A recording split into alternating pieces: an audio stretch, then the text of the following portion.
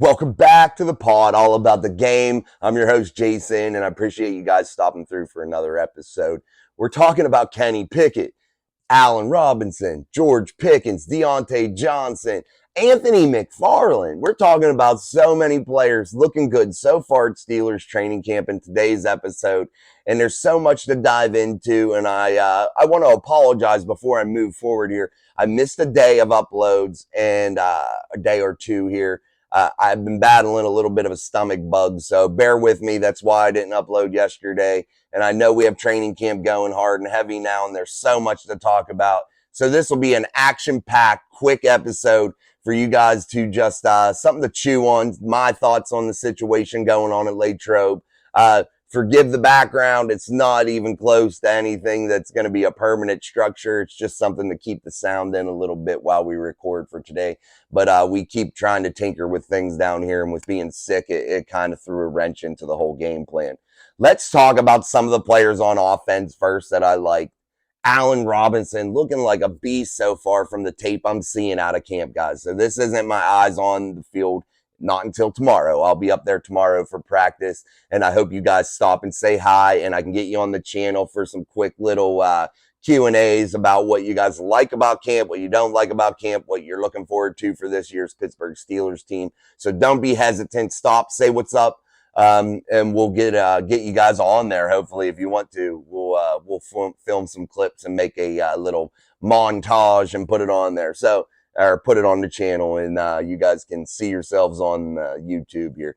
But anyway, let's dive into that offense. Kenny Pickett looking like a stud. He's looking like he really made some big-time progress, guys. And that is fantastic news for you guys. He should be that franchise guy, if you ask me. I think he's solidifying himself there as a leader at camp already. People are following this guy, and they respect him, and they're following his lead. He's not a super young player where he just come out of college, a 20-year-old. This guy is, 24, 25 years old. He's a man, and he's leading his team. He's ready for this moment. You can see that he's ready for this moment, and he's really been preparing this off season. His deep ball's been better. His touch on the football's been better. His speed, his strength, all have improved, and this is all so good for the Pittsburgh Steelers. And you can just see it in every snap. You can see his command, see his touch on the football, see his decision making. And he's playing against a defense that's star-studded, dude, in my opinion, and looking pretty shit hot so far at camp also, and would have had lots of sacks so far. If they were playing against in a real game, you would have seen some studs, which we'll get into that. But let's keep going with this offense. George Pickens looking good as always. I feel like he never disappoints so far while he's been in a Pittsburgh Steelers uniform. Allen Robinson looking like the guy we've seen him in Chicago when he was really making some noise, scoring a lot of touchdowns, getting a lot of yards, being there in the big moments. He looks fresh, looks healthy, looks ready to go, and he fits right in with Kenny Pickett. We've seen the good chemistry they had, OTAs, all that kind of stuff. But now you're really getting to see that Kenny and him jive. Calvin Austin III had a rough first day. However, he has been coming on, looking good. He's shifty. He looks like a young Tyreek Hill, if you ask me. I know I hate comparing players to other people. Everybody's their own person. But if I have to make a comparison, he really looks like a Tyreek Hill type player. If the Steelers can utilize him in the correct way, putting him in motion, utilizing his little shifty moves and getting him open in that way, letting him blow the top off the offense or off the defense, and creating mismatches for that defense, and just really helping out with his speed and his moves. Because whenever they have to account for him and put somebody over the top to guard and help out that corner or whoever's guarding him, you're going to have to give him some help because he's just too fast. So you put him out there, and that's going to open things up for those tight ends and open things up for Allen Robinson, Deontay Johnson, who's proving yet again to be one of the best route runners in the NFL, proven to be in shape, looking good. George Pickens, a budding superstar. You're going to have to pick your poison with this offense. Now that Kenny Pickett looks poised to make a big run this season, if he can remain healthy, keep out of the concussions, if this offensive line can show us something once the pads go on, because we haven't been able to evaluate them yet. However, this offense should look much better in 2023, and I've been excited so far with the tape that I've been seeing. Let's talk a little bit about those tight ends. Now, Washington looks so monstrous. He looks like a man amongst boys, and it's crazy to me how much bigger and how much stronger he looks than everybody else out there right now in that tight end room. He just looks big and strong, and he looks healthy, and he looks ready to go. George Pickens says he could be the best tight end in the NFL if given the opportunity. Yet that's to be proven. We'll see how that goes. But I think he does have the potential, and I think he'll be involved in the game plan this season. A young Connor Hayward's looking good too. Kenny and him have a great chemistry already that was building from last season. So it's only getting better, and we can see it already with their connection on the field. And Connor looks good in the tape that I've seen so far. He looks really good. I'm going to be able to evaluate this offense a little bit better tomorrow when I'm able to watch some practice and see some things that for myself, and take some video and share that with you guys. And we'll have some exclusive stuff like that I'm filming tomorrow. And hopefully we'll see some great things, and we'll keep seeing this progression. But if you're a Pittsburgh Steelers fan, be excited about this offense, because it's going to be good.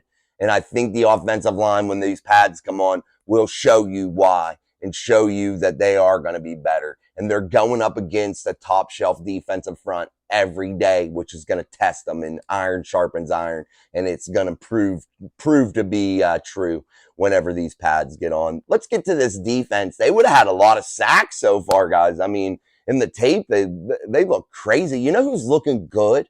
Is Nick Herbig. Nick Herbig, the draft guy, the drafted guy this season. Crazy. I said it in the pod. I said that he was going to be good, but man, I didn't realize how quick his feet were, how quick his first moves are, and just what he's able to do out there in terms of speed and skill already at a young age, just getting into the NFL. I think he's hungry. I think he wants to be there. He wants to be like TJ. He's following TJ's lead and Alex's lead. And then you sprinkle in Golden, who should get a lot of snaps. But Herbig's going to come in there. He's going to get some opportunities, and it's going to pay off for the Pittsburgh Steelers. He is one of those guys that is the next wave of good outside linebackers here in Pittsburgh.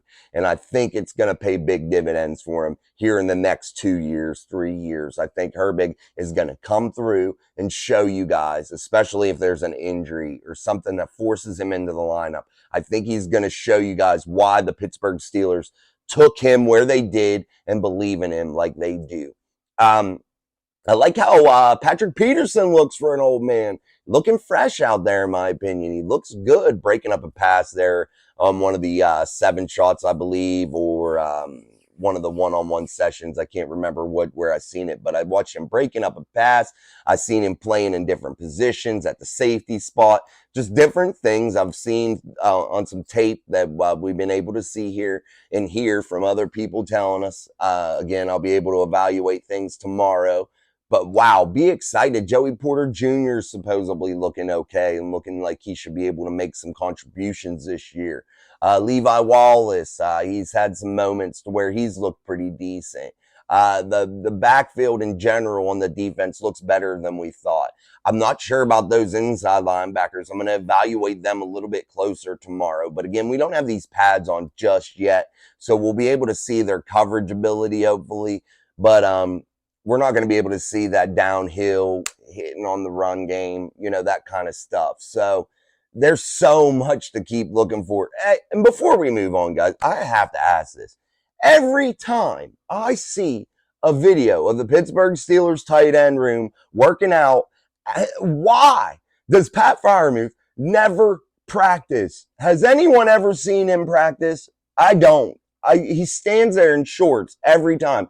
Last year at training camp, standing there. This year at OTAs, standing there. This year at camp, standing there. What is the dude doing? Why does he never ever practice? I just want to know. Maybe somebody knows because I have no clue, boys and girls. I have no clue. I don't know why he stands there all the time and it makes me crazy. I just want to know that. I'm going to ask him. He flicked my camera off last year. Yeah, give me a finger. I put the picture up on one of my videos as a thumbnail.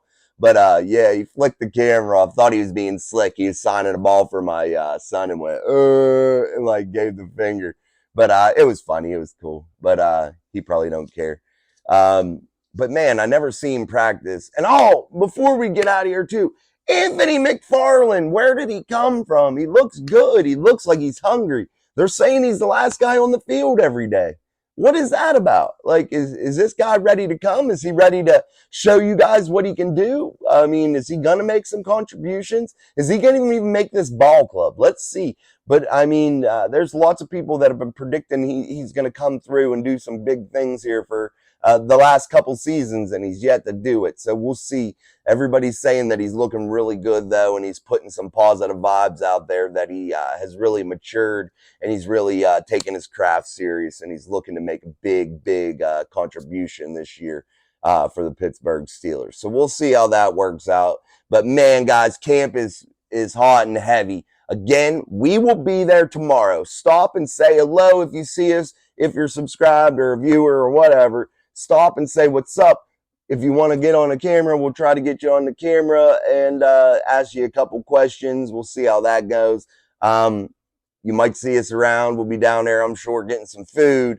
We'll be up on top of the hill there where they come in and out. We're usually standing up there because my kids are autograph hounds. I usually just stand in the back there and just take pictures and do all that kind of stuff and film some things. So I probably won't be in the chaos, but I'll be right there in that area, usually on the side where you come up the hill toward the building, the cafeteria there, whatever it is, where the players come up inside the building when they come up the hill from the steps. So we'll be there. We'll be there till probably, late after they're done practicing while they're all walking up, so we'll end up being there pretty late. Again, stop and say hi. Thanks for watching the podcast. I appreciate y'all coming through for yet another episode. Things are heating up. A lot of things to talk about. So keep coming back, guys. And until next time, peace.